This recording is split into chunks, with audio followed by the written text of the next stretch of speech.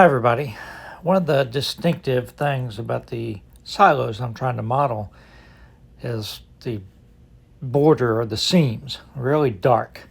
And I just decided that the uh, one on the left just wasn't dark enough for me. So I decided to try to make it look more like the prototype. Now, of course, the panels are different size, different shape. Remember, I'm just trying to capture the flavor of it. I'm not trying to make an exact duplicate. Although someday I may try it. I may bite the bullet and try it. But I think the one on the right looks a little bit better. So let me show you how I did it.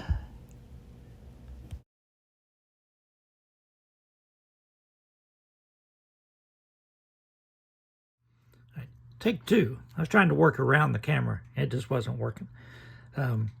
So you want a 0.7 mechanical pencil. If I could find a 0.9, I'd use it. I haven't seen a 0.9 in a while. Also want a nice fresh eraser because you are going to mess up a little bit. There is some relief on these, but don't think it will really show up with the weathering powders. There's just not enough. You can't even really catch your fingernail on it. So with your mechanical pencil, you hold it flat and you want a nice crisp edge on it. You know, like if you take a regular number 2 pencil and you sort of color it on the side, eventually it gets where it's not a point. So you want a nice crisp edge. So you have to keep sort of rotating the pencil around to keep that crisp edge. So you just take the pencil and it will catch on it, and then you rotate now you don't want to go back and forth. Ideally, usually I do this braced on my leg. I'm holding it freehand now, so it's a little harder on me. Now, let's say I messed up. Oh crap, I messed up. You know, I'm not pressing super hard. It will completely erase. You know, and then you just go on. Again, don't press super hard. Use the edge of the lead to catch that. What I do is I do half of it, the whole thing. I do this half, and then I flip it around, do this half. I'm trying to avoid holding my fingers on as much as possible to smudge it. And you can, you know, I use the Tamiya matte finish. Like if you get part of it done, you can go spray it to protect the lead, because that stuff dries so fast, you'll be working again in 10 minutes. You know, that's what I did on the other one. So, you know, you can just work your way around it. It's kind of tedious, you know, take a break. I mean, I don't think it even took me an hour to do the other ones. Probably just took me 20 or 30 minutes, but I didn't do it all at one time. You know, and another good thing about it is this, where I joined the two silos together, the seam. Well, when I color this in, that seam is nowhere near as obvious as it is right now. So anyhow, it makes it look a little bit closer to what I'm trying to model. Maybe eventually I will figure out a way to duplicate it completely, but for now I think capturing the flavor is close enough. So this is the best way to do it. Of course, if you don't have a stomach as big as mine, you might struggle on this. But if I rest it on my stomach and rest my hand on the end as much as I can, I can pretty much trace a straight line while I rotate the silo down my stomach. Anyhow, it's what works for me. When I bought the Stewart sanding tower, a guy also included a white metal kit for this little tiny building, and I just hated the roof on it. I just think that looks terrible. I just don't like it, the design of it. So I decided I would scratch build a roof for it. So there was one like this along the old CH&D in Chillicothe. So I'll show you a picture of that right here, and then show you what my model of it's going to look like. So I took this in December of '87. Notice the chassis engine's already lettered for CSX. This was in the Rennick yard, which was on the south side of Chillicothe. It was old CH&D. There were 4 tracks running through there. I tore them all up except for one track. That's what they used to get to the paper company. Building didn't have any windows in it at this point. I don't know if the crew was just taking a break. Don't know what was going on, but I think this model's a pretty good stand-in for it.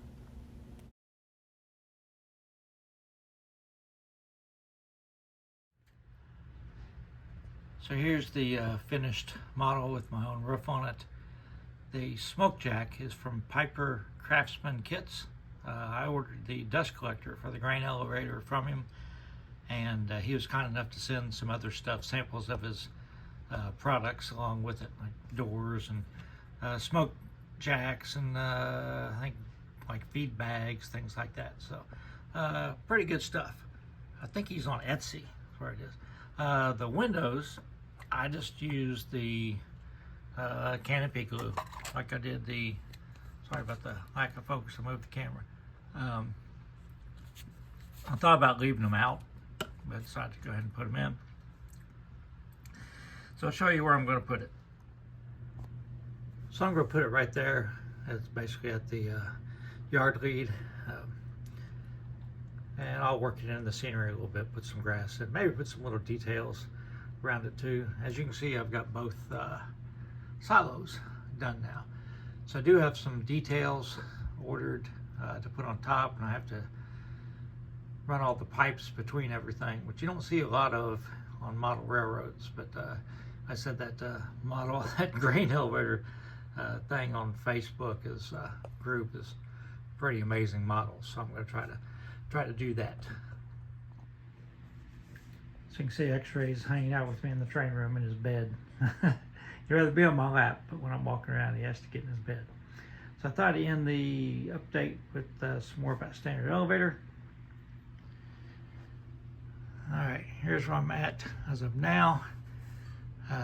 Put a couple of railroad crossbucks in. Of course, when I'm modeling it, this is the main line. It would have flashers there and everything, but in real life, I haven't even found a single picture that's got railroad crossbucks. I don't know if they just flagged the crossing or whatever, because this road went down to the park, and you know, maybe got a couple of trains a week or something that cross this street, you know. So it wasn't at very slow speeds, you know, switcher, a couple cars. So I don't remember ever even any crossbucks. I haven't seen any pictures of them, but I put some there anyhow.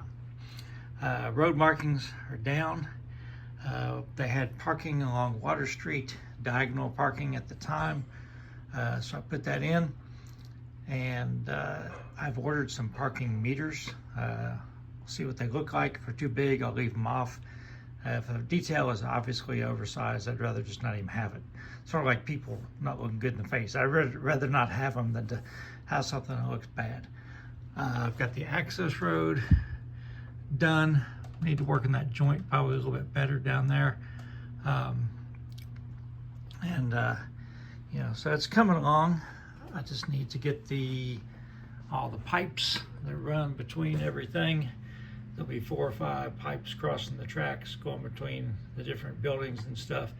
I've got some stuff that's going to mount on top of the 2 silos that just got done.